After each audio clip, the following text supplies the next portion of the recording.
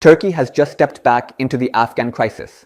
President Recep Tayyip Erdogan announced that Turkey's foreign and defense ministers, along with the head of its intelligence service, will travel to Pakistan this week. Their goal: revive the ceasefire talks between Pakistan and the Taliban and push for a permanent peace agreement. This comes right after Erdogan's meeting in Baku with Pakistan's Prime Minister Shehbaz Sharif, reaffirming Ankara's role as mediator between Islamabad and Kabul. Turkey has been here before. It hosted the first round of negotiations in Istanbul, followed by a second in Doha and a third again in Istanbul, where the peace process finally collapsed. Now, 4 years later, the guns are louder, the trust is thinner, and the stakes are higher. Islamabad says the Taliban regime is to blame for the breakdown. Officials accuse Kabul of failing to curb terror groups, especially the TTP and BLA, responsible for hundreds of attacks across Pakistan's western border. Pakistan's foreign ministry declared, quote, "The TTP and BLA are enemies of the state, and anyone harboring or financing them cannot be called a friend of Pakistan." They say the Taliban backed out of earlier commitments and instead of tackling terrorism, tried to distract with unfounded claims and hypothetical allegations.